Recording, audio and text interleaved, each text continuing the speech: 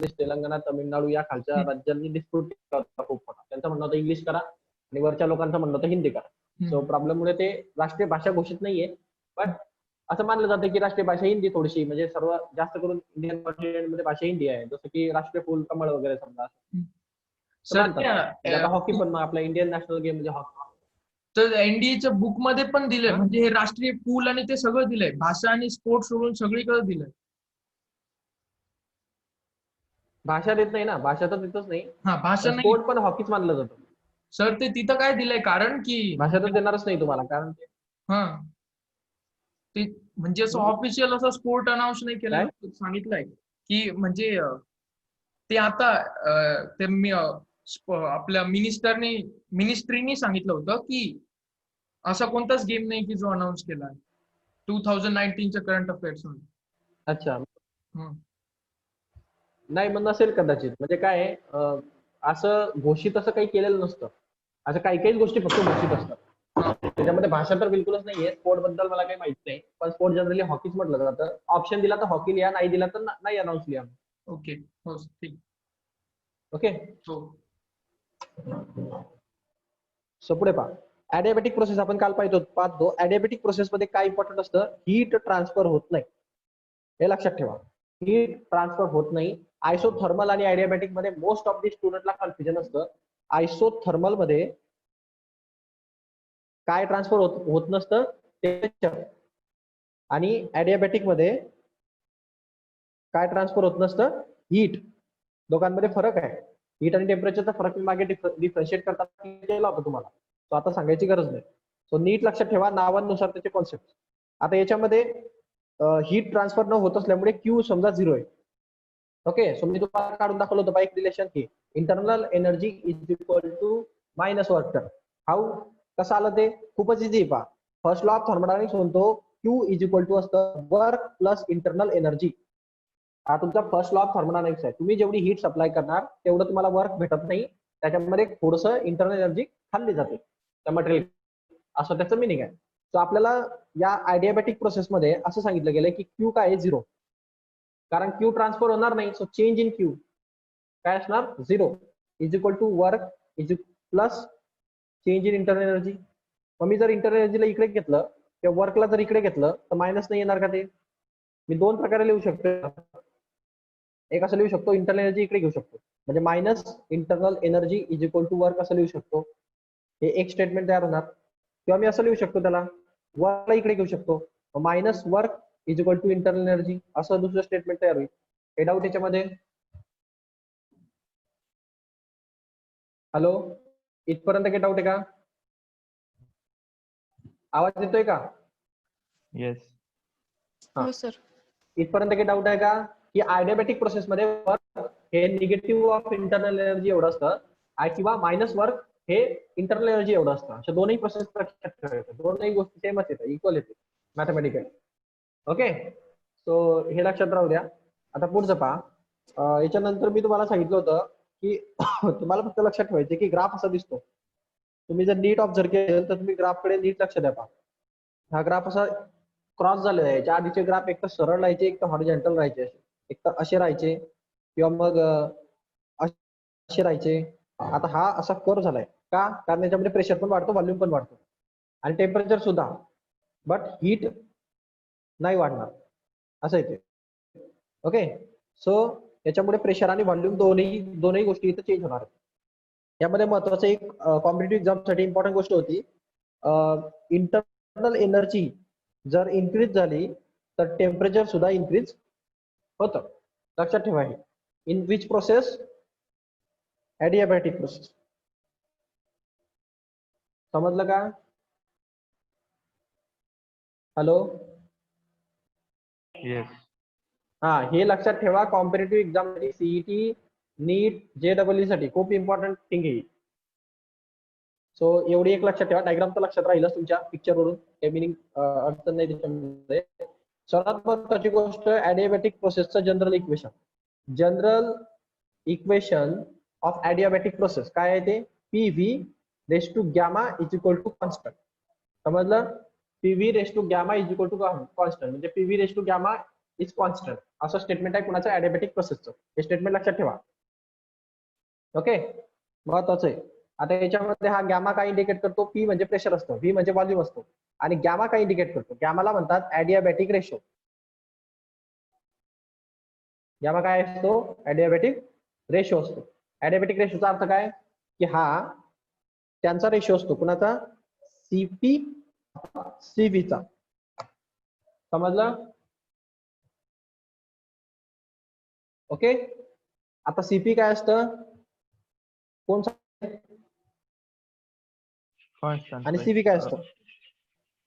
काय बोला? Constant pressure काय?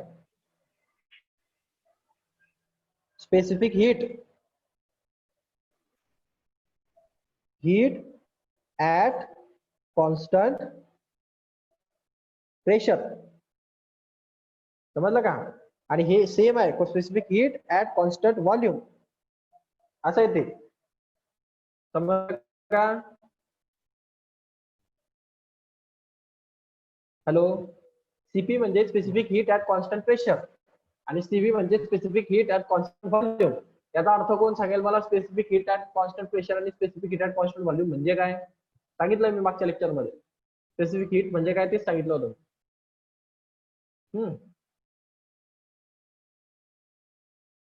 कोणालाच माहित नाही?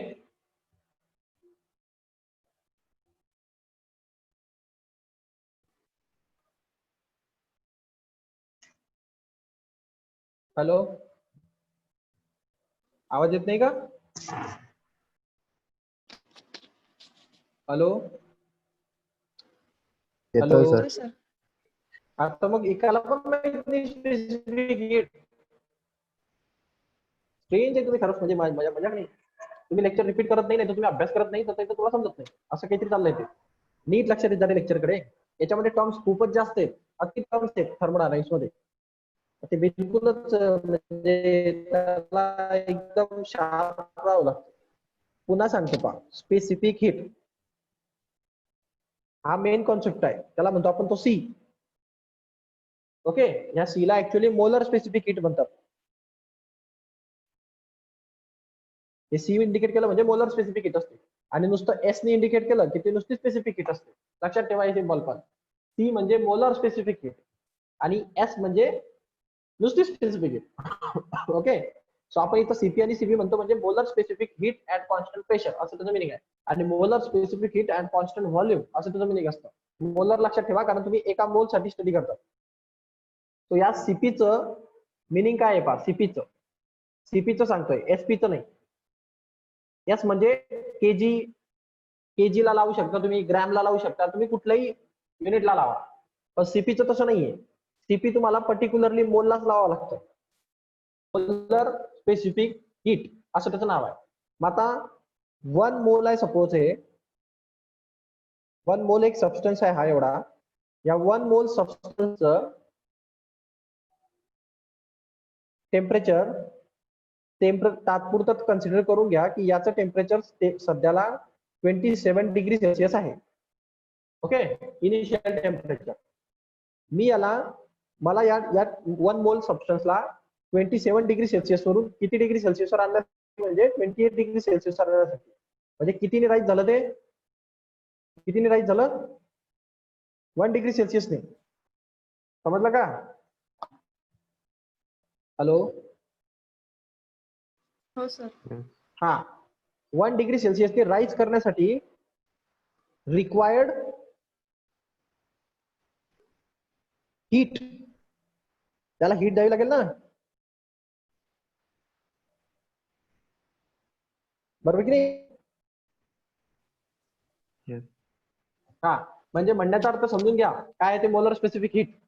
1 मोल सबस्टन्सला 1 डिग्री सेल्सिअस राईज होण्यासाठी लागणारी हीट. आलं लक्षात? पुन्हा एकदा सांगू? हॅलो, पुन्हा एकदा सांगू, नीट ऐका. समजलं सर. हा, heat required to rise 1 degree Celsius temperature of 1 mole is called as molar specific heat. Any doubt? आता पुढच्या वेळेस सांगणार नाही, तिसऱ्या चौथ्या वेळेस सांगितलंय 11वी पासून समजा. ओके, आता पहा सुरुवातीला तर टेम्परेचर 26 होतं, आता 28 झालं. 1 डिग्री सेल्सिअस राईज करण्यासाठी लागलेली हीट, ही किती हीट लावली तुम्ही इथं, त्या हीटला म्हणतात मोलर स्पेसिफिक हीट. जेवढी तुम्ही क्यू सप्लाय केली त्याच्यासाठी त्याला स्पेसिफिक हीट म्हणतात. आणि मग तो molar specific heat at constant pressure म्हणतो, म्हणजे असं म्हणतो बा सीपी, आणि इकडे म्हणतो सीबी.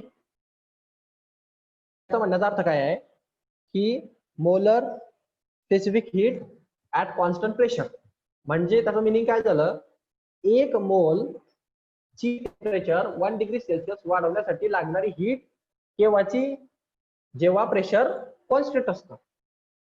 जेव्हा प्रेशर कसं असतं, कॉन्स्टंट असतं. हा, आजूबाजूचं प्रेशर कॉन्स्टंट ठेवलेलं असताना एका मोलची 1 डिग्री सेल्सिअसनी टेम्परेचर वाढवण्यासाठी लागणारी म्हणजे molar specific heat at constant pressure. Any doubt? नाही. हा, आणि मग सीव्ही म्हणजे काय, मग तेच त्याचं व्हॉल्यूम न वाढवता, म्हणजे व्हॉल्यूम कॉन्स्टंट पाहिजे त्या मोलरचा, त्याचा व्हॉल्यूम वाढता नाही पाहिजे. कारण तुम्हाला माहिती की कुठल्याही सबस्टन्सला खालनं हीट दिली की त्याचा काय वाढतो, व्हॉल्यूम वाढतो ना, आणि त्याचं प्रेशर सुद्धा वाढतं. दोन्ही गोष्टी वाढतात. हीट दिल्यानंतर दोनही गोष्टी वाढतात, प्रेशर सुद्धा वाढतं, व्हॉल्यूम सुद्धा वाढतं. तुम्ही म्हणणार कसं काय, प्रेशर कुकर असतं की नाही तुमचं, तुम्ही खालनं हीट दिली की त्याच्यामध्ये प्रेशर क्रिएट होतं की नाही, म्हणजे काय वाढलं त्याचं हीटमुळे, प्रेशर वाढतं. त्याचा जो गॅस असतो तो स्टीम मध्ये कन्वर्ट होतो, म्हणजे ते लिक्विड असतं सगळं मधलं, ते लिक्विड सगळं स्टीम मध्ये कन्वर्ट होतं. मग ते स्टीमचा व्हॉल्यूम जास्त असतो का वॉटरचा, वॉटर लिक्विड आहे, स्टीम गॅस आहे, गॅसचा व्हॉल्यूम जास्त असतो. म्हणजे हीट दिल्याने व्हॉल्यूम सुद्धा वाढतो आणि प्रेशर सुद्धा वाढतं. बरोबर की नाही? बरोबर की नाही? हा, मग जेव्हा मी फक्त जे 3 कॉन्सेप्ट आहेत ते पहा, जेव्हा मी फक्त सी म्हणतो तेव्हा मी प्रेशर आणि व्हॉल्यूमला कॉन्स्टंट ठेवत नाही, ते जे वाढतंय ते वाढू द्या, मला त्याची काही घेणं नाही. मी जेव्हा सीपी म्हणतो तेव्हा माझं म्हणणं असतं की प्रेशर वाढलं नाही पाहिजे, व्हॉल्यूम वाढला चालेल. आणि जेव्हा मी सीव्ही म्हणतो तेव्हा हीट देताना व्हॉल्यूम वाढला नाही पाहिजे, प्रेशर वाढलं चालेल. आलं का लक्षात? परत एकदा सांगू,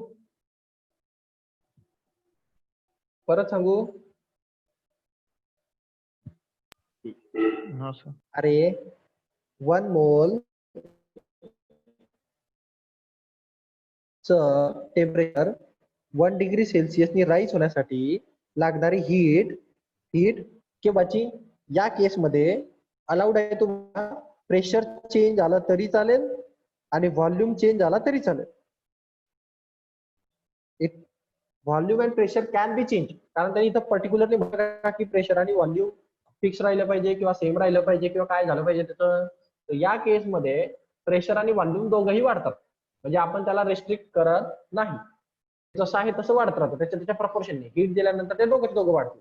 सीपी जेव्हा मी म्हणतो तेव्हा माझा म्हणण्याचा अर्थ हाच असतो की 1 मोल आहे त्याचं 1 डिग्री सेल्सिअसनी राईज करायचं टेम्परेचर, त्याला लागणारी हीट, हे हीट पण केव्हाची, जेव्हा तुम्ही प्रेशरला अजिबात चेंज होऊ देत नाहीये. समजलं का? म्हणजे याचा अर्थ व्हॉल्यूम चेंज होऊ शकतो, बरोबर ना, व्हॉल्यूम कॅन चेंज. इथं दोघं चेंज होऊ शकत होते, इथं प्रेशर बिलकुल चेंज होणार नाही, म्हणजे हीट दिली जाते प्रेशर चेंज होत नाही, हीट दिली जाते प्रेशर चेंज होत नाही, अशी कंडिशन. पण व्हॉल्यूम चेंज होत राहतो, प्रेशर नाही चेंज होत. या केसमध्ये तो 1 डिग्री सेल्सिअस साठी लागणारी हीटच असते ती, बट केव्हाची, जेव्हा प्रेशर चेंज होऊ शकतं बट व्हॉल्यूम नेव्हर चेंज. लक्षात?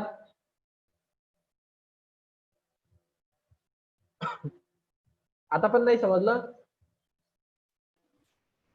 समजलं.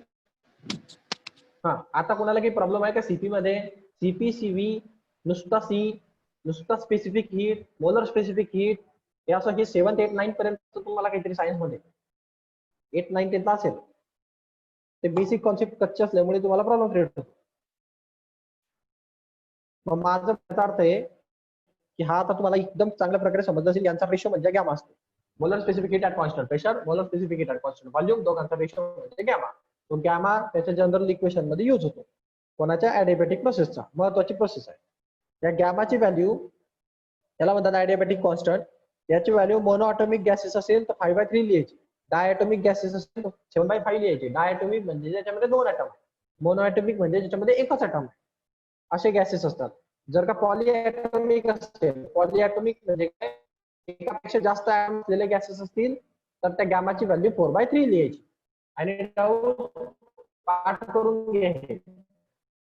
हे देत नाही ते फक्त असे शब्द देतात कॉम्पिटेटिव्ह एक्झाम मध्ये आणि आपल्याला सांगतात गॅमाची व्हॅल्यू सगळं तुम्ही जनरल इक्वेशन वगैरे सगळं काय ते काढा. बघा आता विषय असा आहे की आपण मागच्याच वेळेस हा फॉर्म्युला पाठ केला होता इंटरनल एनर्जीचा.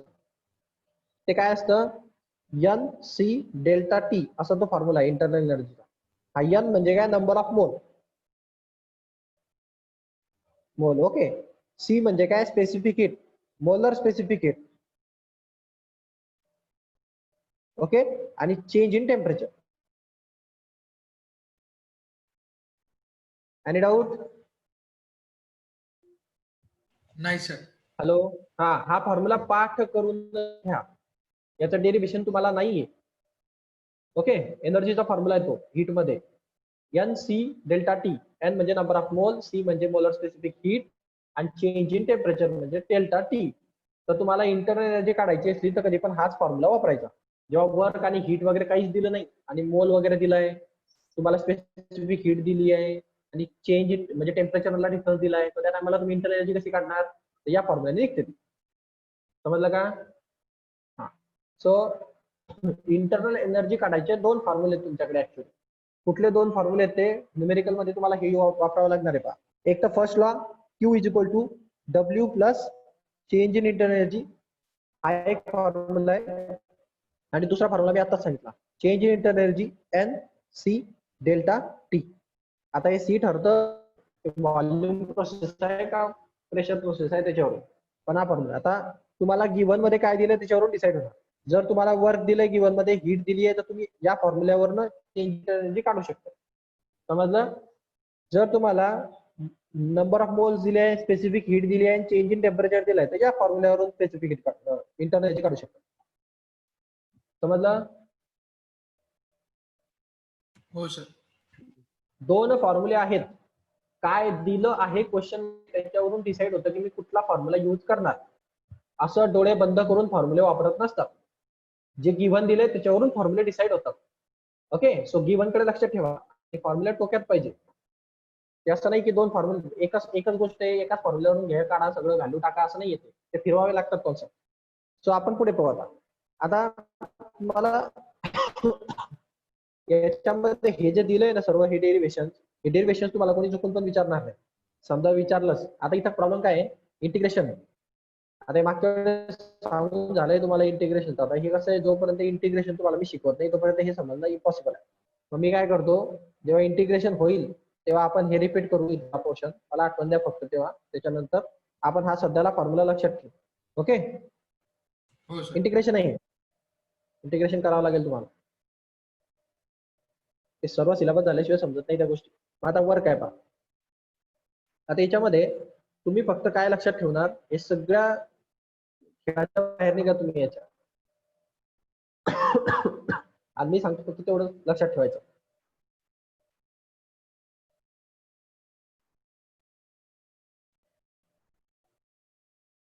हे जे दिसतंय का तुम्हाला हे लास्टला, हो. याला लक्षात ठेवा. हे इम्पॉर्टंट साठी तेवढंच इम्पॉर्टंट आहे, तेवढंच लक्षात ठेवायचं. वरची भानुगती करायची नाही. मूर्खपणा आहे तो. करणं म्हणजे काय, इंटिग्रेशन आहे साधं. ते परीक्षेला विचारत पण नाही आणि गरज पण नाही. एक in terms of T formula आहे आणि हा in terms of volume formula आहे. असे 2 वर्कचे फॉर्म्युले आहेत पहा ॲडियाबॅटिक प्रोसेस मध्ये. तुम्हाला सिम्पली सांगितलं जाईल find the work. Okay. Work काढा आणि सांगितलं जाईल की प्रोसेस कुठली आहे, ॲडियाबॅटिक प्रोसेस आहे. मग काही डोकं चालवायचं नाही. हा वर्कचा फॉर्म्युला घ्यायचा, याच्यात सर्व काही दिलेलं असेल, एक तर टेम्परेचर दिले असेल तर वापरायचा, व्हॉल्यूम दिले असेल तर दुसरा फॉर्म्युला वापरायचा. जे दिले त्याच्यावरून ते 2 फॉर्म्युल्यापैकी डिसाईड होणार.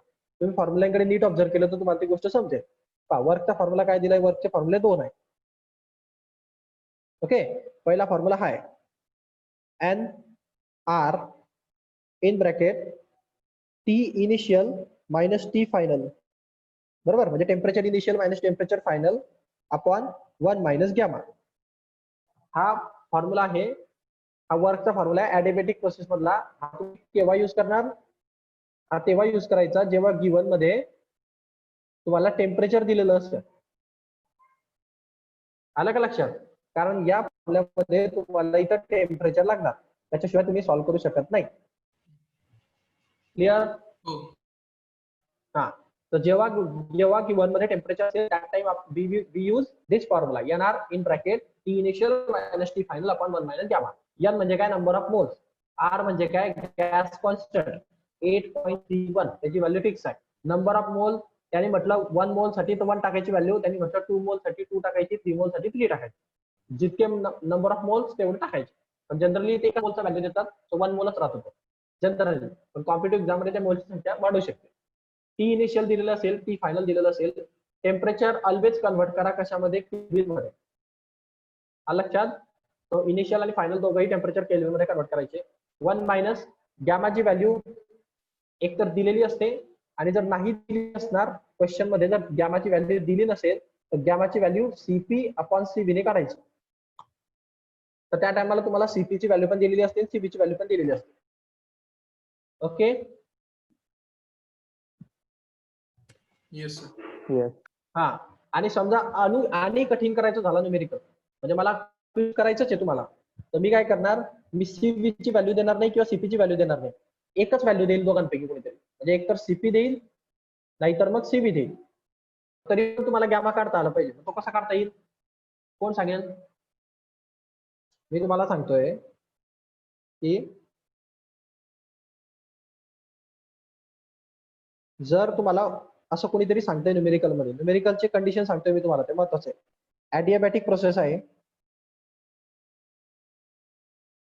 त्याच्यानंतर तुम्हाला असं सांगितलं जातं की त्याच्यामध्ये मोल्स आहेत, नंबर ऑफ मोल समजा 1 मोल साठी आहे.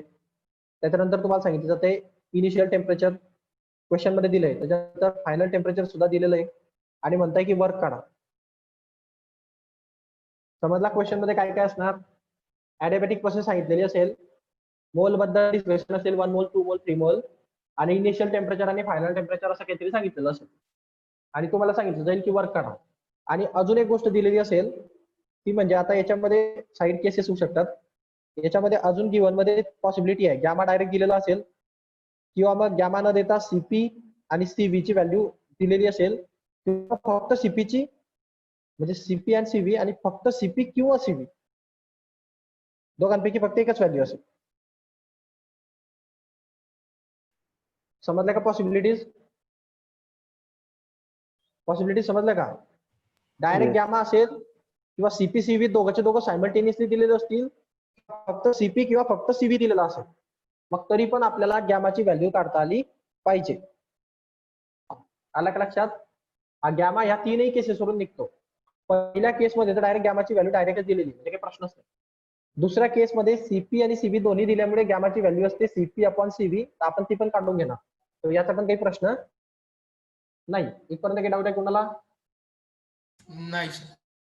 हा, प्रश्न उठेल जेव्हा तुम्हाला फक्त सीपी किंवा फक्त सीव्ही दिला जाईल, फक्त एक दिला जाईल, म्हणजे फक्त सीपी देणार तर मग गॅमा काढावा लागेल, आणि फक्त सीव्ही देणार तरी पण गॅमा काढावा लागेल. आता असं कसं काढणार आपण?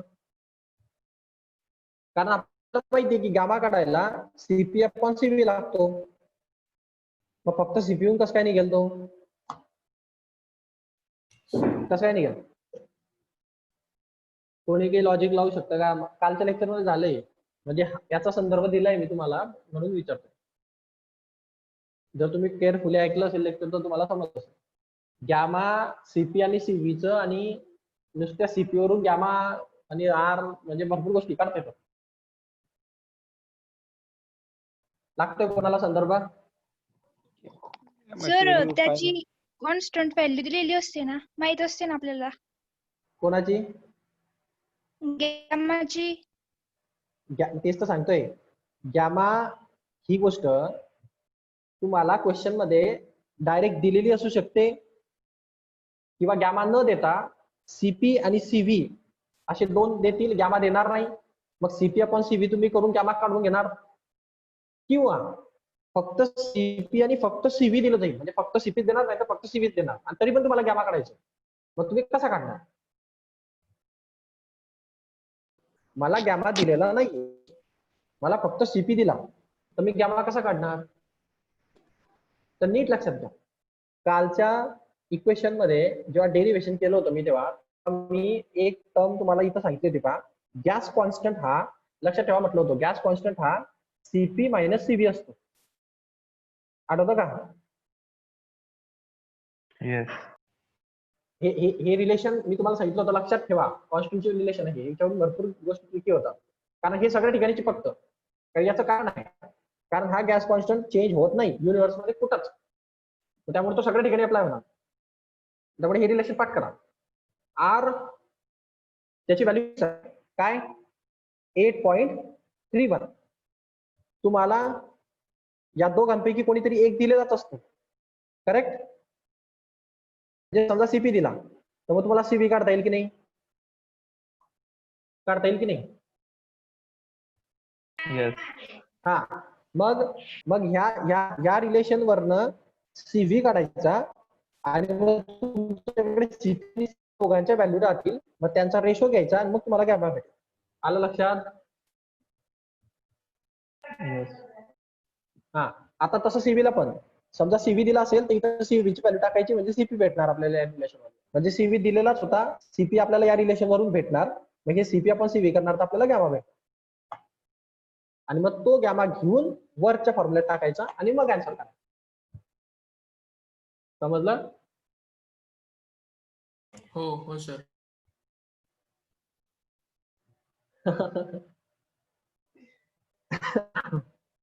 ठीक, नसेल समजलं काळजी करू नका, न्यूमेरिकल्स असतात तसे, मी ते शिकवण्याचा प्रयत्न करतो. सुरुवातीला ते जड जातं मान्य आहे मला, पण एक तुम्हाला फॅमिलियर तर होऊन जातं जास्त. ते सर्व न्यूमेरिकल मी एक खट्टा शिकवण्याचा प्रयत्न करतो, घाबरायचं नाही. ते वाटतं तुम्हाला हार्ड, पण तेवढा हार्डनेस करणार तरच तुम्ही टिकणार पुढे. मग काय, सोपा सोपा अभ्यास करणारे सोपे सोपे मार्क्स घेतात, असे जास्त जास्त मार्क्स त्यांना पडत नाही. सो वर्कचा हा एक फॉर्म्युला आहे ज्याच्यामध्ये गॅमाची व्हॅल्यू तुम्हाला प्रॉब्लेम क्रिएट करू शकते. ते काढण्यासाठी वेगवेगळे ऑप्शन्स आहेत, सो याच्यामध्ये प्रॉब्लेम क्रिएट होईल. आर ची व्हॅल्यू तुम्हाला दिलेली असते, सो आपल्याला गॅमा काढता येतो त्याच्यावरून. एन ची व्हॅल्यू पण दिलेली असते, फायनल टेम्परेचर इनिशियल टेम्परेचर दिलेलं असतं, सो आपण वर्क काढतो फॉर्म मध्ये. म्हणजे जर तुम्हाला वर्क काढा सांगितलं असेल आणि ॲडियाबॅटिक प्रोसेस दिली असेल, आणि जर गिवन मध्ये काय दिलं असेल, गिवन मध्ये व्हॉल्यूम दिला असेल, फायनल व्हॉल्यूम आणि इनिशियल व्हॉल्यूम याच्याबद्दल डिस्कशन केलं असेल गिवन मध्ये, तर तुम्हाला हा फॉर्म्युला वापरता येणार नाही. कुठला वापरायचा मग? हा वापरायचा. आलं लक्षात?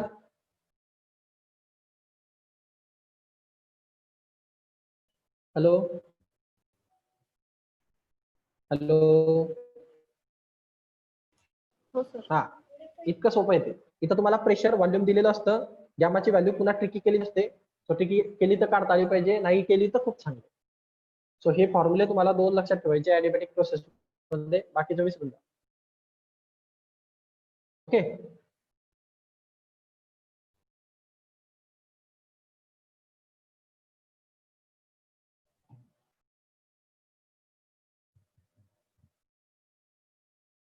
बाकी लक्षात ठेवायची काही गरज नाही, एवढंच लक्षात ठेवा.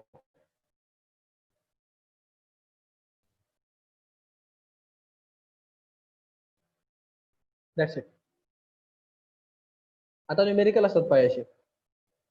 आता हा न्यूमेरिकल तुम्हाला चांगल्या प्रकारे समजेल. करू रीड मग. हो हो सर. सो पहा इकडे, ह्या प्रोसेस वरती तुम्हाला न्यूमेरिकल येतात. कोणी तुम्ही मला सांगणार होते की हीट इंजिन वगैरे टॉपिक आहे का नाही, तर मला आय थिंक कोण पाठवणार होतं, कोणतरी पाठवणार होतं ना मला, की कुठला टॉपिक कीप आउट केलेलं आहे. शेखर पाठवणार होता. हा, तर ते पाठवले नाही त्याने मला. ते टॉपिक आधी क्लिअर करा, कारण माझ्याकडे ती पीडीएफ गेली ते माझ्याकडनं, म्हणजे ते तर तुम्ही मला ती पीडीएफ परत पाठवा. बघू का आहे का नाही. नाही ते नंतर पहा. हा टॉपिक आहे, हीट इंजिन नाहीये त्याच्यामध्ये. हीट इंजिन त्याच्या पुढचं रेफ्रिजरेशन वगैरे हे टॉपिक स्किप आउट केलेले आहेत. ओके. हा टॉपिक आहे, हा कंपल्सरी, इथं इम्पॉर्टंट डेटा आहे ना. हे पहा क्वेश्चन रीड करा पहा. न्यूमेरिकल्स खूप इम्पॉर्टंट आहे या चॅप्टर मध्ये. And ideal gas of volume. Ideal gas म्हटलं म्हणजे त्याला इक्वेशन डोक्यात पाहिजे तुमच्या. PV is equal to nRT. हे कुठायचे पण ओके. ते कसं आहे, ते टर्म्स आल्या की तुमच्या ब्रेन मध्ये ते इक्वेशन क्लिअर झाले पाहिजे. Ideal gas equation PV is equal to nRT. याचा गरज पडली तर वापरणार, पण नाही तर नाही वापरणार. Okay. So ideal gas of volume 1.0 litre. Litre दिले. लिटरला मीटर क्यूब मध्ये कसं कन्वर्ट करतात? लिटरला मीटर क्यूब मध्ये कसं कन्वर्ट करतात?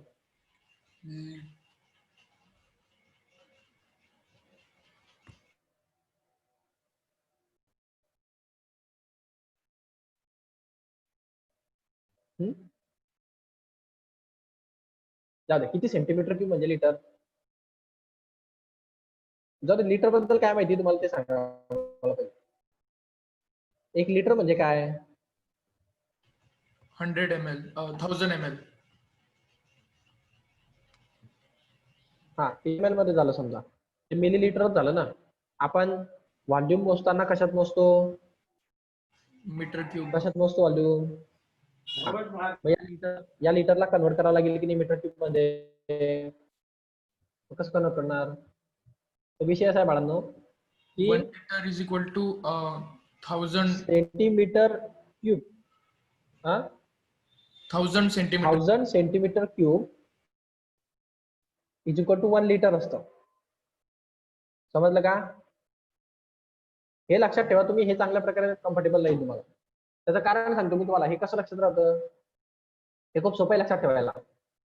समजा मी तुम्हाला एक टास्क दिला, एक बॉटल दिली 1 लिटरची, आणि एक बॉटलला मी तुम्हाला म्हणतोय की 1 सेंटीमीटर 1 सेंटीमीटर 1 सेंटीमीटर म्हणजे हे 1 सेंटीमीटर, हे पण 1 सेंटीमीटर, हे पण 1 सेंटीमीटर, हे पण 1 सेंटीमीटर, एवढं असं एक बॉक्स घ्या, क्यूब घ्या, क्यूब असा 1 सेंटीमीटरचा एवढा असा हा, आणि त्याच्यामध्ये पाणी भरा. ओके. चमचा एवढं पाणी बसेल त्याच्यामध्ये, एक छोट्या स्पून एवढं. सो ते पाणी भरून याच्यात टाकत राहा बॉटलमध्ये. तेवढं पाणी भरायचं, एक चमचा टाकायचं, तेवढे 1 सेंटीमीटरच्या बॉक्समध्ये पाणी भरायचं, टाकत राहायचं. तर असे किती बॉक्स बसतील याच्यामध्ये? तर 100 नाही, 1000 येते. 1000 बॉक्स बसतील. समजलं का? समजलं का? हो सर. येस. हा, तर हा जो बॉक्स असतो याला म्हणतात 1 सेंटीमीटर क्यूबचा बॉक्स आहे तो. म्हणजे त्याची लेंथ पण 1 सेंटीमीटर, ब्रेड पण 1 सेंटीमीटर आणि हाईट पण 1 सेंटीमीटर असा तो बॉक्स आहे. समजलं? हे बा, हा बॉक्स आहे पहा तो 1 सेंटीमीटरचा. त्याची लेंथ, ब्रेड आणि हाईट तिघं 1 सेंटीमीटर आहे. छोटासा बॉक्स येईल तो 1 सेंटीमीटरचा. त्याच्यामध्ये जेवढं पाणी बसतं की नाही, तेवढं पाणी तुम्हाला 1000 वेळेस टाकावं लागेल त्या बॉटलमध्ये. ते 1000 वेळेस म्हणजे 1000 वेळेस टाकल्यानंतर तुम्हाला काय भेटतं? 1 लिटर पाणी भेटतं. आलं लक्षात? हो. हा, असं लक्षात ठेवा. प्रॅक्टिकली म्हणजे लक्षात विसरणार नाही कधी. सो 1000 वेळेस सेंटीमीटर क्यूबला टाकावं लागेल तिथं. मग आता सेंटीमीटर क्यूब आहे तो, आपल्याला मीटर क्यूब पाहिजे, बरोबर? मग कन्वर्जन कसं करणार तुम्ही? तो सिंपल गोष्ट आहे पहा. आता पहिली गोष्ट ही आहे की त्याला कन्वर्जन करायची गरज आहे का नाही, कारण volume by volume, litre by लिटरच होईल तो. दुसरा पण लिटर मध्ये दिलाय का?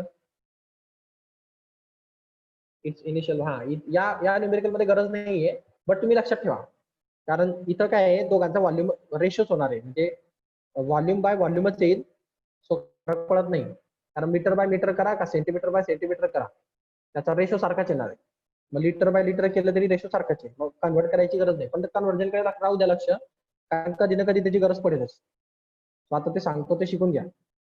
समजा मला एवढं माहिती समजलं आता, 1000 सेंटीमीटर क्यूब याचा अर्थ असतो 1 लिटर. काही डाऊट याच्यामध्ये? नाही.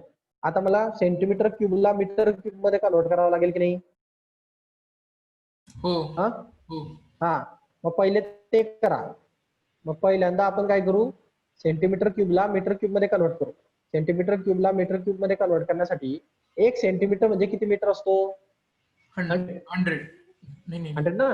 हो. एक सेंटीमीटर म्हणजे 1 मीटर म्हणजे 100 सेंटीमीटर. हा हा म्हणजे मी असं लिहू शकतो का 10⁻² क्यूब म्हणजे मीटर क्यूब होणार,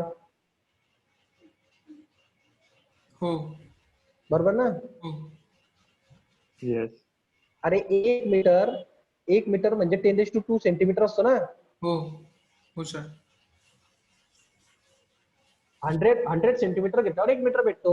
मग मी सेंटीमीटरच्या ठिकाणी 10⁻² घेतलं तर 1 मीटर मध्ये कन्वर्ट होऊन जाईल ते, हे म्हणजे मीटर घेईल आणि हा वरचा क्यूब. मग ते काय झालं, 1 मीटर क्यूब येण्यासाठी किती सेंटीमीटर क्यूब घ्यावे लागतात?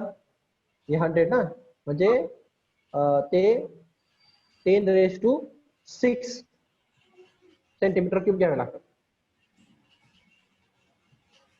मल्टिप्लाय होईल ते मल्टिप्लाय, हा 2 आणि हा 3 एकमेकाला मल्टिप्लाय 6 झाले. हम्म. नाही समजलं? समजलं सर.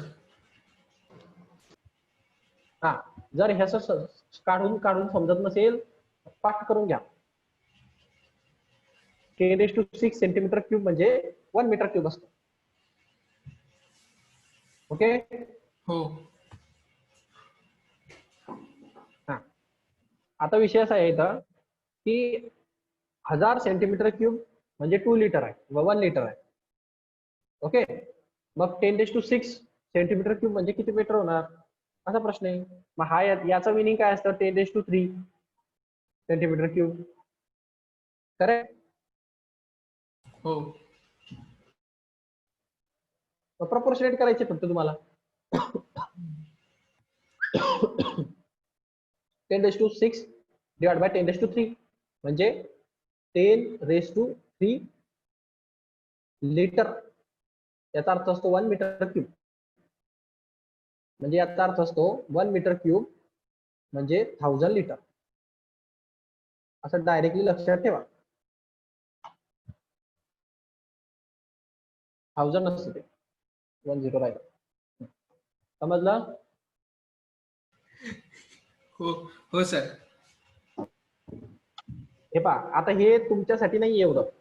आता ते माझं कसं आहे, मला कुठलं युनिट कसंही काहीही करून कन्वर्ट करता येतं. ते माझं पाठ नसलं तरी मी ते तयार करून घेतो. मला तुम्ही पाठ करा, कारण हे एवढं सगळं तुम्हाला जमणं शक्य नाही. तुम्ही काय करा, तुम्ही याला पाठ करून घ्या. 1 मीटर क्यूबचा अर्थ असतो 1000 लिटर. लक्षात, हे पाठ करा घ्या तुम्ही. आणि सेंटीमीटरचं पण लक्षात ठेवा, 1000 सेंटीमीटर क्यूब म्हणजे 1 लिटर असतं. हे 2 गोष्टी तुम्ही पाठ केल्या पाहिजे, म्हणजे तुम्हाला ते काढत बसायची गरज पडणार नाही. लक्षात. हो शॉर्ट काढून घ्या, नंतर काम होईल. बाकी आपण पुढे जाऊ. आता या ठिकाणी आपल्याला कन्वर्ट करायची गरज नव्हती, कारण रेशो घ्यायचे पुढे. सो इथं पहा त्यांनी काय दिलंय, ते जे व्हॉल्यूम दिलंय तुम्हाला,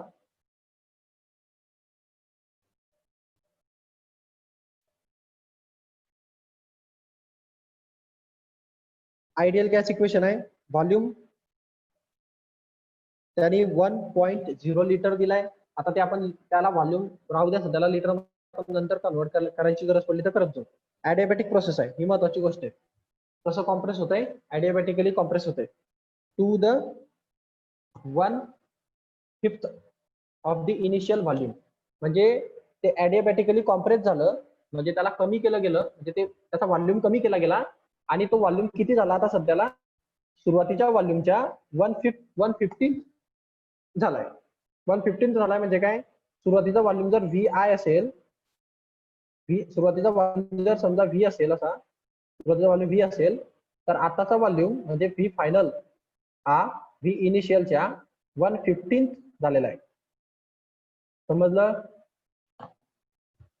म्हणजे 15 टाइम्स कमी झाला तो. 1/15 सुरुवातीच्या व्हॉल्यूम पेक्षा नंतरचा व्हॉल्यूम 1/15 म्हणजे 15 टाइम्स कमी झाला. समजलं का? कॉम्प्रेस. हे समजलं का प्रत्येकाला? हो सर समजलं. Yes. हा, महत्वाचं आहे रिलेशन काढणं असेल. आता याच्यानंतर पहा, it's initial pressure and temperature is this. त्याचं इनिशियल प्रेशर म्हणजे काय दिलंय आणि हे इनिशियल टेम्परेचर दिलंय, हे 27 डिग्री सेल्सिअस. याचा अर्थ असतो 300 केल्विन. क्लिअर? इनिशियल टेम्परेचर म्हणजे TI. Any doubt?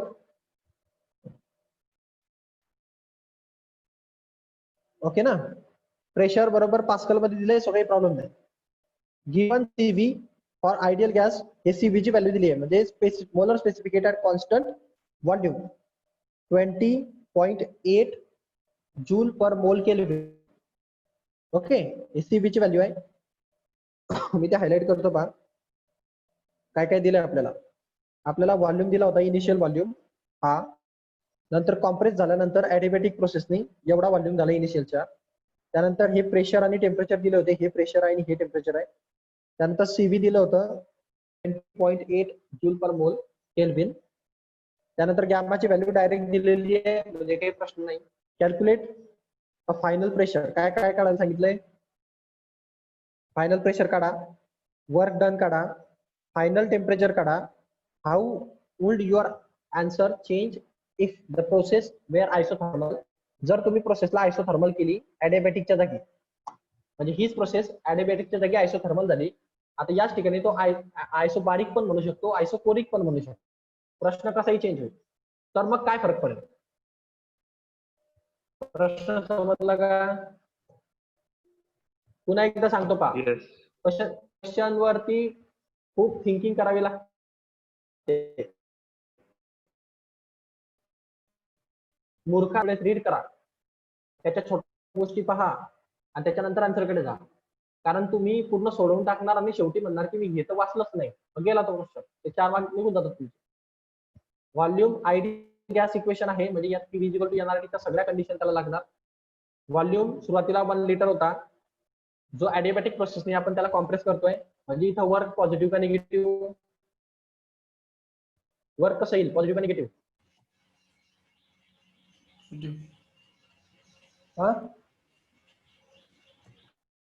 वर्क कसं येईल, पॉझिटिव्ह का निगेटिव्ह? Positive. पॉझिटिव्ह का निगेटिव्ह? निगेटिव्ह येईल सर. निगेटिव्ह येईल. का निगेटिव्ह येईल, का पॉझिटिव्ह येईल सांगा.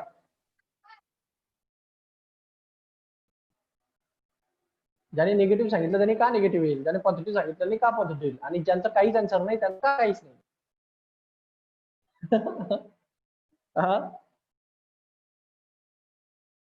अरे बोलला ना, बोला. निगेटिव्ह वाले बोला का निगेटिव्ह असेल, पॉझिटिव्ह वाले बोला का पॉझिटिव्ह असेल. हा अनुजा, का निगेटिव्ह आहे?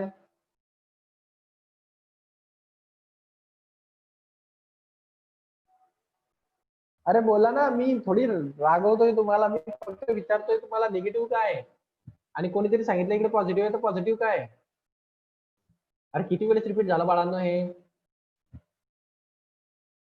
मला सांगा, वर्क कधी पॉझिटिव्ह असतं? जेव्हा इनिशियल एनर्जी निगेटिव्ह असते.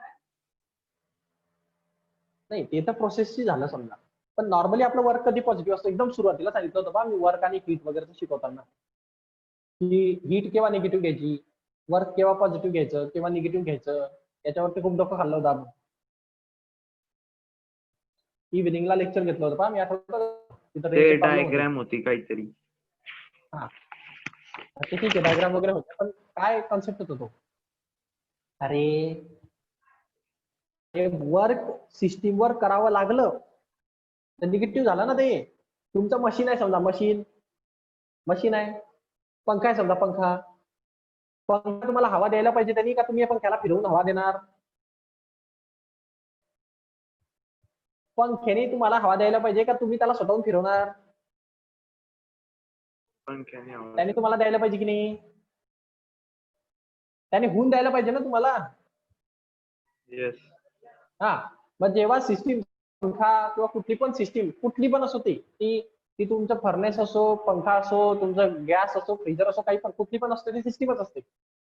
सगळ्या सिस्टीम जेव्हा वर्क देतात, म्हणजे तुम्हाला वर्क भेटतं, तेव्हा ते पॉझिटिव्ह. म्हणजे पंखा मला हवा देणार, सो पॉझिटिव्ह, ओके सिस्टीम आहे.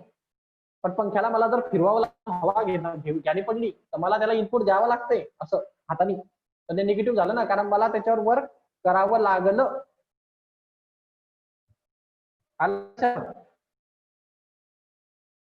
हो. हॅलो, हा, जेव्हा मला सिस्टीमवर वर्क करावं लागतं, सिस्टीमवर म्हणजे कुठल्याही गोष्टीवर सिस्टीमवर, सिस्टीम सराउंडिंग सांगितलं होतं मी तुम्हाला. सिस्टीम म्हणजे आपली एक थर्मोडायनेमिक सिस्टीम असते, आपण त्याला एक रेस्ट्रिक्ट करतो, त्याच्यावर आपल्याला वर्क करावं लागणं म्हणजे निगेटिव्ह, आणि त्याने वर्क देणं म्हणजे पॉझिटिव्ह. आलं का लक्षात? येस. हा, आणि हीटचा विषय सांगतो आता. हीट याच्या एक्झॅक्ट उलट असते. सिस्टीमला हीट देणं म्हणजे पॉझिटिव्ह असतं, ओके, आणि सिस्टीमने हीट देणं म्हणजे निगेटिव्ह आहे. कारण कोणती सिस्टीम जेव्हा गरम होते तेव्हा ते लॉस करते हीटला, मग निगेटिव्ह एनर्जी बाहेर सोडते. म्हणजे एक इलेक्ट्रॉनिक्स इक्विपमेंट आहे समजा, लॅपटॉप वगैरे, जास्त गरम झालं की बंद करता की नाही तुम्ही? येस. निगेटिव्ह आहे ना ते हीट. हीट त्याला निगेटिव्ह हीट म्हणतो आपण, कारण ते डॅमेज करते सिस्टीमला. मग असं थर्मोडायनेमिक्सचं नॉमेनक्लेचर आहे. हीट सिस्टीम घेणार तेव्हा पॉझिटिव्ह, देणार तेव्हा निगेटिव्ह. वर्क सिस्टीम घेणार तेव्हा निगेटिव्ह, देणार तेव्हा पॉझिटिव्ह. आणि डाऊट?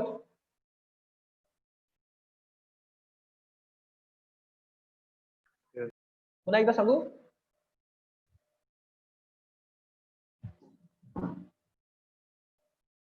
पुन्हा एकदा सांगू का? नो. हे बा, अरे ही सिस्टीम आहे,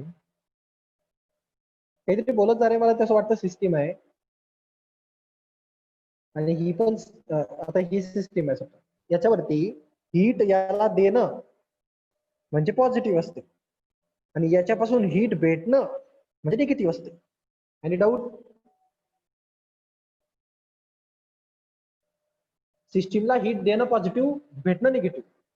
सिस्टीम पासून भेटणं म्हणजे सिस्टीम पासून वर्क बाहेर भेटणं म्हणजे ते पॉझिटिव्ह वर्क मानलं जातं, आणि सिस्टीमवर जर वर्क लावावं लागलं तर ते निगेटिव्ह वर्क मानलं जातं. आता काही डाऊट? नाही सर. हा, आता स्क्रीनशॉट काढून घ्या.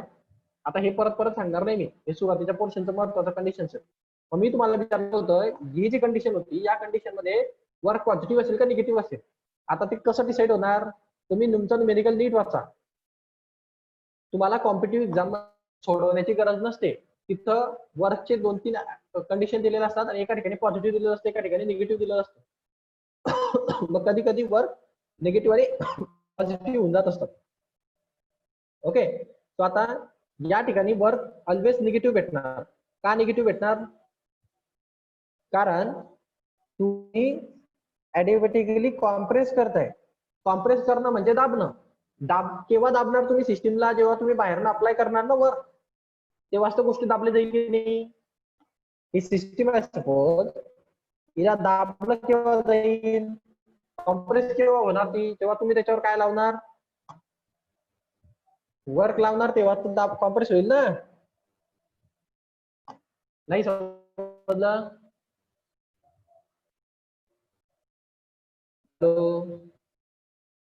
येस. अरे कुठलीही गोष्ट कधी कॉम्प्रेस होते? जेव्हा तुम्ही त्याला दाबतात. मग दाबणं म्हणजे काय करणं? वर्क लावणं.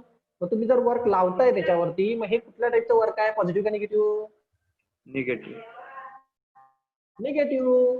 सिस्टीमवर वर्क लावणं म्हणजे निगेटिव्ह. सिस्टीमने तुम्हाला वर्क देणं म्हणजे पॉझिटिव्ह. इथं तुम्हाला कॉम्प्रेस करावं लागते, म्हणजे तुम्हाला वर्क द्यावं लागते, म्हणजे ते निगेटिव्ह वर्क आहे. म्हणजे याचं जे काय वर्क भेटणार ते निगेटिव्हच भेटणार. याला खूप डोकं लावायची पण गरज नसते. कधी कधी कॉम्पिटिटिव्ह एक्झाम मध्ये 4 ऑप्शन असतात, सगळे ऑप्शन सारखे असतात, फक्त साईन वेगवेगळं असतं. मग त्यात मला एवढा सगळं न्यूमेरिकल सॉल्व्ह करायची गरज नाहीये. थोडंसं डोकं इथूनच चालवून घ्यायचं की भाऊ हे जर कॉम्प्रेस्ड आहे तर आपलं जे काय वर्क भेटणार आहे आपल्याला त्याची व्हॅल्यू निगेटिव्हच असली पाहिजे. आलं का लक्षात? ज्याची व्हॅल्यू निगेटिव्ह आहे तोच आपला आन्सर असणार, जे पॉझिटिव्ह आहे ते बाजूला काढायचे. समजलं? कॉम्पिटिटिव्ह एक्झाम इथूनच तयार होते, त्याच्या शॉर्टकट ट्रिक्स पण इथूनच तयार होतात. मग तेच सांगतोय मी. आणि समजा या कॉम्प्रेस शब्दाच्या जागी एक्सपांड शब्द असला असता तर मग त्या टायमाला वर्क पॉझिटिव्ह राहिलं असतं. वर्क का? कारण एक्सपान्शन झालं तेव्हा तो एक्सपांड होऊन बाहेरच्या बाजूला वर्क क्रिएट करतो, कारण तो झाकण ढकलतो ना. जसं तुम्हाला मी सांगितलं होतं पहा, एक वेसल असेल, समजा प्रेशर कुकर आहे समजा, ही याची शिट्टी असते पहा, ही जेवढं खालनं प्रेशर क्रिएट होतं तेवढी ती शिट्टी वरती जाते पहा, म्हणजे तिने वर्क केलं, शिट्टी वरती गेली ना. आता सिस्टीमनी वर्क दिलंय शिट्टी वरती ढकलून, बरोबर ना? हॅलो, नाही समजलं?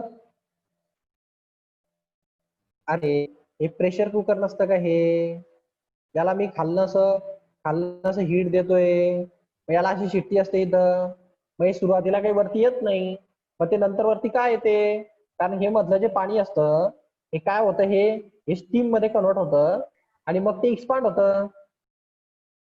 स्टीम मध्ये करून त्याचा काय वाढतो, व्हॉल्यूम वाढतो, त्याचं काय वाढतं, प्रेशर वाढतं. मग याच्यामध्ये ते मावत नाही, मग ते काय करतं, या शिट्टीला वरती ढकलतं. मग ही शिट्टी सुरुवातीला इथं होती, आता ती कुठं जाणार, अशी वरती येऊन जाते ना ती एवढी. एवढं डिस्प्लेसमेंट केलं की नाही हिने? Yes. एवढं डिस्प्लेसमेंट झालं की नाही मला सांगा. Yes. झालं की नाही? मग हे डिस्प्लेसमेंट झालं म्हणजे काय झालं, फोर्स खालना लागला आणि त्याला डिस्प्लेसमेंट भेटलं, म्हणजे काय झालं, इथं वर्क झालं की नाही? Yes. मग वर्क कुणी दिलं, सिस्टीमनी शिट्टीला दिलं, म्हणजे सिस्टीमनी बाहेर दिलंय वर्क, म्हणजे हे वर्क कोणतं वर्क, पॉझिटिव्ह की नाही? Positive. हा, समजतंय ना मी काय गप्पा करतोय ते? Yes. हा, एवढ्या थिकनेस मध्ये तुम्हाला थर्मोडायनामिक्सचा अभ्यास करावा लागेल. हे इंजिनिअरिंगचं थर्मोडायनामिक्स आहे तुम्हाला दिलेलं. आता त्याला मी काही करू शकत नाही, तर प्रश्नच कसे दिले त्याला काम काय करणार, तर तुम्हाला अभ्यासावं लागेल. मागच्या वर्षी नव्हता आपण. सो आता आपल्याला इथं पॉझिटिव्ह वर्क भेटणार हे आपल्याला कन्फर्म आहे. आता आपल्याला सगळं वन वगैरे माहिती आहे. आपल्याला त्यांनी सांगितलंय पहिली गोष्ट फायनल प्रेशर काढा. फायनल प्रेशर काढा, करेक्ट. सो सर्वात सुरुवातीला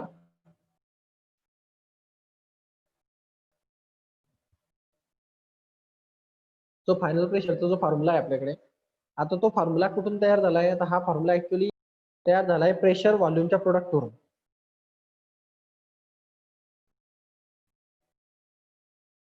म्हणजे ते कसं असतं पहा, हा जो तयार झालाय हा फॉर्म्युला कुठून तयार झाला ते सांगतो. हा, आता असे भरपूर फॉर्म्युले तयार होतात.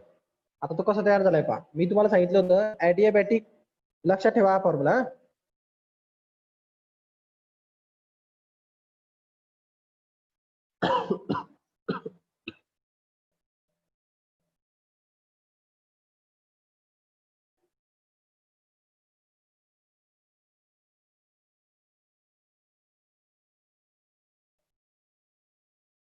हे पहा, ॲडियाबॅटिक प्रोसेस चं जनरल इक्वेशन काय आहे, P V raise to gamma is equal to constant. आठवलं का? Yes. हा, आता तुमच्याकडे दोन व्हॉल्यूम आहे, इनिशियल व्हॉल्यूम आणि प्रेशर व्हॉल्यूम, म्हणजे इनिशियल व्हॉल्यूम आणि फायनल व्हॉल्यूम. आता मी तुम्हाला सांगितलंय कॉन्स्टंटचा अर्थ काय असतो, प्रेशर आणि व्हॉल्यूम कुठल्याही स्टेज मध्ये कधीच चेंज होणार नाही, यांचा प्रोडक्ट कधीच चेंज होणार नाही. म्हणजे मी असं लिहू शकतो याला, P1 V1 raise to gamma is equal to P2 V2 raise to gamma is equal to P3 V3 raise to gamma is equal to and so on continue. म्हणजे तुम्ही कुठल्याही स्टेज मध्ये त्याला कॅल्क्युलेट करा, त्या दोघांचा प्रोडक्ट रेस टू गॅमा केला तर तुम्हाला तेच व्हॅल्यू भेटणार. म्हणजे जर तुम्ही इनिशियल स्टेट मध्ये आणि फायनल स्टेट मध्ये जरी मेजर केलं तरी त्याच्या व्हॅल्यू चेंज होतील का? नाही. चेंज होतील का? का नाही होणार, कारण ते कॉन्स्टंटच असते. प्रोडक्ट रेस टू गॅमा हे ऑलवेज कॉन्स्टंट भेटणार तुम्हाला. मग तुम्ही कुठल्याही पॉईंटच्या ठिकाणी त्याला मेजर करा. समजलं? समजलं का? हॅलो. Yes. हा, मग आता मी असं लिहू शकतो का इथं, P V raise to gamma is equal to constant आहे.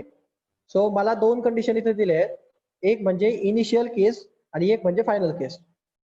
आणि फायनल, तर माझ्याकडे इनिशियल प्रेशर पी आय आहे आणि इनिशियल व्हॉल्यूम व्ही आय आहे आणि फायनल प्रेशर पी आय आहे आणि फायनल व्हॉल्यूम व्ही आय आहे. मी जर या इक्वेशन नुसार घेतलं तर मला असं लिहिता येईल का?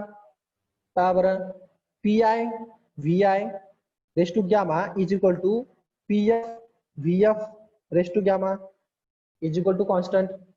चालेल ना असं लिहिलं ना? कॉन्स्टंट आहे, मग हे इक्वल टू लिहिलं तर काय बिघडेल? हे बिघडेल का? हॅलो, नाही. कोणालाही समजलं नाही? समजलं? अरे काहीतरी बोला, म्हणजे मला पुढे जायचं का मागे जायचं समजतं ना. समजलं. हा, हे जे त्याचं जनरल इक्वेशन असतं ना, त्याचं मिनिंग पहिले समजून घ्या. नुसतं रट्टांगा मारू त्याला. P V raise to gamma is equal to कॉन्स्टंटचा अर्थ असतो, हे पी त्या प्रोसेसमध्ये कुठल्याही पॉइंटला तुम्ही प्रेशर घेणार, व्हॉल्यूम घेणार आणि त्याचा रेस टू गॅमा घेणार, तर यांचा जो प्रोडक्ट भेटेल, म्हणजे हा प्रोडक्ट भेटेल कुठल्याही पॉइंटला घ्या तुम्ही तो प्रत्येक वेळेला याचा प्रोडक्टचं जे काय आन्सर येईल ते सारखंच येतं असा त्याचा अर्थ आहे. म्हणजे तुम्ही इनिशियल स्टेटला जरी घेतलं, म्हणजे इनिशियल स्टेटचं प्रेशर, इनिशियल स्टेटचा व्हॉल्यूम आणि त्याचा रेस टू गॅमा, हा फायनल स्टेटचं प्रेशर, फायनल स्टेटचा व्हॉल्यूम आणि त्याचा रेस टू गॅमा एवढंच असणार. आलं का लक्षात? याच्यावरनं तो फॉर्म्युला तयार होतो. मग तुम्हाला त्यांनी फायनल प्रेशर काढायला सांगितलंय. मग फायनल प्रेशर ही कोणतं प्रेशर काढायला सांगितलंय? फायनल का इनिशियल? Final pressure.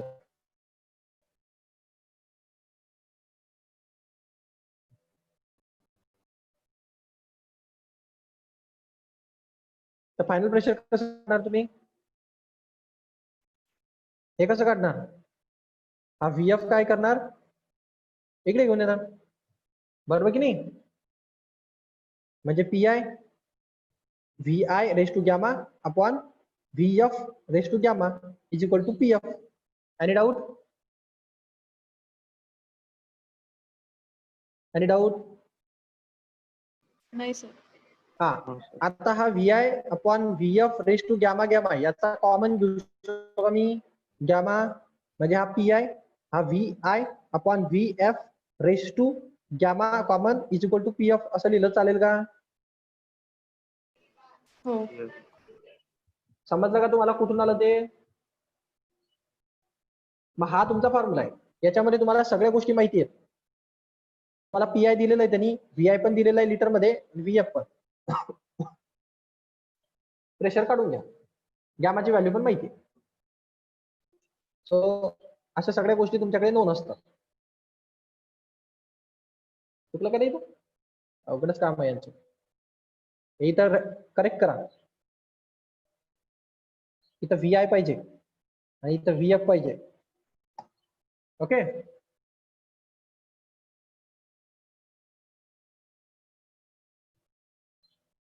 समजलं का? ते त्यांनी इनकरेक्ट केलंय, ते रॉंग झालंय तिथं. ते PF is equal to PI in bracket VI अपॉन VF bracket raise to gamma पाहिजे, असं पाहिजे ते PF PI इकडे इकडे झालंय. प्रिंट मिस्टेक खूप आहे तुमच्या बुक मध्ये. समजलं? Yes. हा, बस आता काय फक्त व्हॅल्यू टाकायची आहे तुम्हाला. किती इथे VI अपॉन VF. आता तुमचा VI जो होता तो VI त्याने दिला होता 1 लिटर.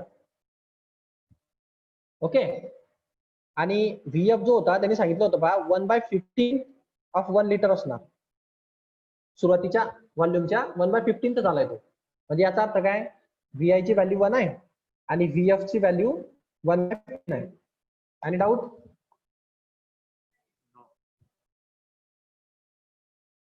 नाही सर. 1 into 1 1/15 होईल ना हे, आणि हे 1 लिटर. मग दोघांचा रेशो घ्यायचा आहे. रेशो घेतला तर काय भेटेल तुम्हाला? VI अपॉन VF. मग काय भेटेल? 1 अपॉन 1/15. हा 15 पुढे जाईल वर, म्हणजे काय भेटलं ते 15/1. म्हणजे काय भेटणार त्याचा आन्सर? 15. समजलं? हो. परत एकदा सांगू? परत सांगू का? समजलं. गुड. सो समजलं sir. तुम्हाला ही व्हॅल्यू 15 भेटली पाहिजे, शॉर्टकट मारला त्यांनी, आणि गॅमाची व्हॅल्यू दिलेली 1.4. आता त्याला मल्टिप्लाय केलंय. आता हे 15⁻1.4 याला तुम्हाला लॉगने सॉल्व्ह करावं लागेल, असं नाही सुटणार आहे. सर ते 1.4 कुठून घेत? गॅमाची व्हॅल्यू दिलेली ना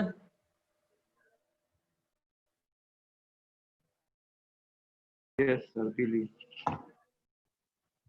याला तुम्हाला लॉग वापरावं लागेल. लॉग डायरेक्ट सुटणाऱ्यांचं गणित नाहीये. आलं का लक्षात? इथं तुम्ही लॉग टेबल तुम्हाला युज केल्याशिवाय पर्याय राहणार नाही, कारण 1.4 तुम्हाला काढताच येत नाही. कसं काय काढणार? सो काय करणार तुम्ही? हा 10⁵ तो बाहेर घ्या. याला लॉग कसा लावणार पहा. लॉग लावणं शिकवलंय मी 11th मध्ये तुम्हाला. थोडंसं लेक्चर मोठं होतंय मान्य आहे मला, पण शिकून घ्या आता. 1.01 इंटू हा 15⁻1.4 जवळ घ्या आणि तो 10⁵ बाजूला काढून टाका. त्याचा संबंधच ठेवू नका. याला फक्त लॉग लावा. याला लॉग जर अप्लाय केला तुम्ही तर हे इंटू कशात कन्वर्ट होऊन जाईल? ऍडिशन. तुम्ही कसं लिहिणार? Log of 1.01. ओके, हे प्लस येणार. हा 1.4 समोर येईल आणि इथं लॉग ऑफ 15.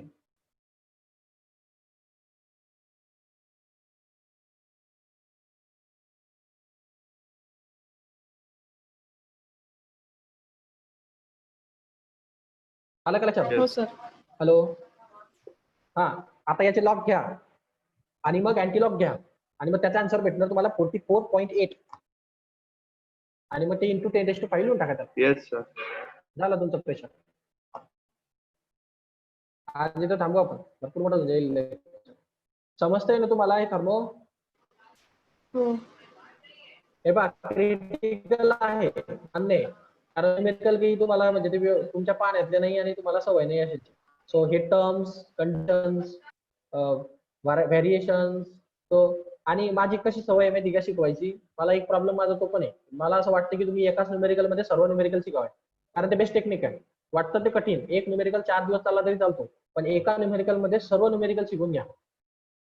म्हणजे कसं परत परत तोच अभ्यासायचा, म्हणजे बाकीचे पाठ करायची गरज नाही, बाकीची प्रॅक्टिस करायची पण गरज नाही. आता या न्यूमेरिकल तुम्ही भरपूर गोष्टी तुम्ही याच्यामध्ये शिकले. तुम्ही कन्वर्जन शिकलेत, लीटर टू मीटरचं. तुम्ही हे शिकलेत की हे रिलेशन कसं आलं, कुठून आलं, कसं आलं, काय काढलं, कसं केलं. तुम्ही गॅमाचं रिलेशन शिकले, गॅमा कसा काढून दाखवायचा, त्याला कशा प्रकारे चेंज करता येतो. तो एका न्यूमेरिकल मध्ये तुम्ही कमीत कमी 10 to 15 न्यूमेरिकल जवळपास आज आपण पाहून घेतलं. 10 to 15 व्हॅरिएशन्स पाहिले आजच्या न्यूमेरिकल. सो असाच अभ्यास कधी. याच्याने तुमची अॅक्युरेसी वाढेल, तुमचा ब्रेन शार्प होईल आणि तुम्ही मार्क्स चांगला स्कोर करणार. म्हणजे लिमिट राहणार नाही तुम्हाला. तुम्ही कुठल्याही प्रश्नाला टॅकल करणार, कुठलाही क्वेश्चन टॅकल असं अभ्यास करणार तर ठीक. मग नाही तर कॉम्पिटेटिव्ह एक्झाम मध्ये तुम्हाला मार्क्स पडणं कठीण आहे. बोर्डला पडतील, कॉम्पिटेटिव्हला नाही पडत. सो आज आपण इथं थांबू. न्यूमेरिकल खूप मोठा आहे हा, त्याच्यानंतर पुढे जाऊ. मला शेखर तू ते पाठवून दे, कुठल्या टॉपिक नाही आहेत. मला असं वाटतं हीट इंजिन हा टॉपिक पाठवलेला आहे. त्यानंतर सर रेफ्रिजरेशन, याच्यावरतीच तर प्रश्न विचारले. कशावरती? हिट इंजिन वरती. हीट इंजिन काढला आहे याचे, मी पाहिलं होतं ना. मला म्हणजे मी सुरुवात थोडं काहीतरी पाहिलं होतं. तो हीट इंजिन हा पार्ट थोडा काढून टाकला आहे. पाहून घ्या थोडं. सर हा, ते माझ्याकडे PDF होतं, कोणकोणते डिलीट झाले ते टॉपिक, पण ते आता डिलीट झाले माझ्याकडनं. पण मी बुक मध्ये केले मार्क, कोणकोणते कमी झाले. मग मी तुम्हाला उद्या सांगतो, चालू लेक्चर चालू असताना. आता नाही आहे का बुक मध्ये? नाही, बुक मध्ये तर आहे ना. मग पहा बरं कुठले नाही येत तर. हो पटकन पहा, वेळ होतोय. हो सर. पेज नंबर 94 पासून केलेली. 94 पासून का? त्याच्या पुढे पहा, कारण मागचं आपण घेतलंय सगळं. सायक्लिक प्रोसेस असेल, री एक्सपान्शन पण असेल. हीट इंजिन कदाचित काढलं जाऊ शकतं.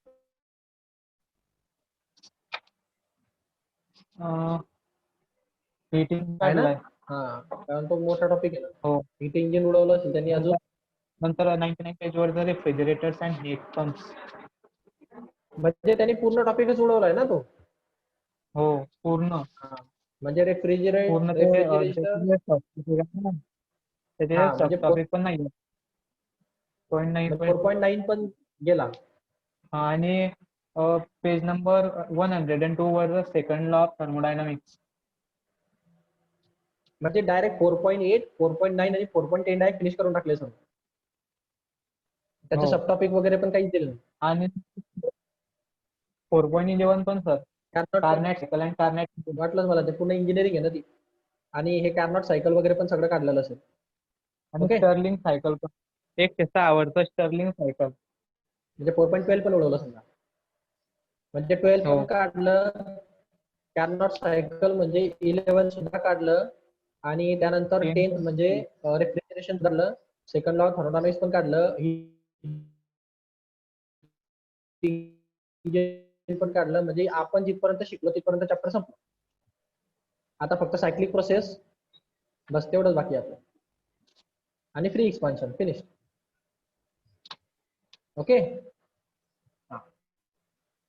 हे बा कसं आहे माहिती का, हा सर्व इंजिनिअरिंगचा पोर्शन आहे.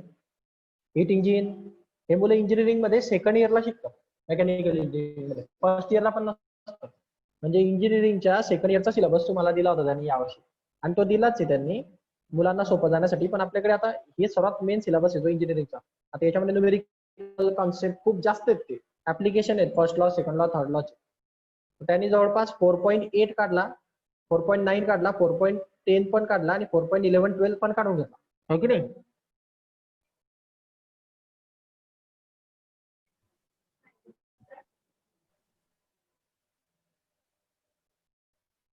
हॅलो, बरोबर ना शेखर? हो सर. हा, म्हणजे तुला ते लाईनशीर असे दिसत असतील, 4.8, 4.9, 4.10, 4.11, 4.12, करेक्ट? हो सर. हा, म्हणजे इथपर्यंत पूर्ण सिलेबस गेला, म्हणजे आपला इथपर्यंत चॅप्टर संपला. इथपर्यंतच न्यूमेरिकल करा, आणि हेच न्यूमेरिकल करा. त्याच्यामध्ये अस्तव्यस्तपणा करू नका. हा शेवटचा न्यूमेरिकल तर खूप इम्पॉर्टंट आहे. अशा टाइपचे न्यूमेरिकल करायचे. वर काढा, हीट काढा, ॲडियाबॅटिक प्रोसेसची आयसोथर्मल झाली तर काय होईल, आयसोथर्मलची आयसोपोर बारीक झाली तर काय होईल, आयसोपोरिक झाली तर काय होईल, असे न्यूमेरिकल आपण टॅकल करणार आहोत. ओके. सो आतापर्यंत जेवढं झालंय तेवढंच हे चॅप्टर आहे, त्याच्या पुढे नाही. Clear, very good. ठीक आहे, थांबू आज मग. हो. आणि खूप कठीण चाललंय चॅप्टर.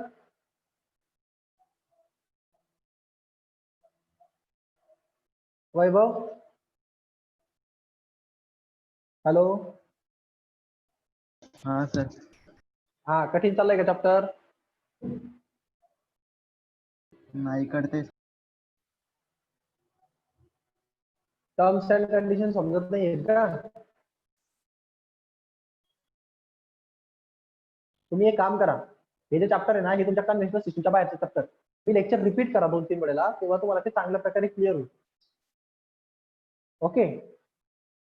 ते मी तुम्हाला रट्टा मारायला शिकवत नाहीये म्हणून तुम्हाला ते जड जात असेल, पण तुम्ही तसंच शिका, कारण ते तुम्हाला फायद्याचं आहे. तुम्ही 1 ते 1.5 वर्षानंतर तुम्हाला ते छान वाटेल, की तुम्ही म्हणणार की सर छान झालं की आम्हाला कुठलाही न्यूमेरिकल सॉल्व्ह करता येतो. तुम्ही रट्टा मारणार तर प्रत्येक वेळेला फॉर्म्युले चेंज करत बसावे लागतील.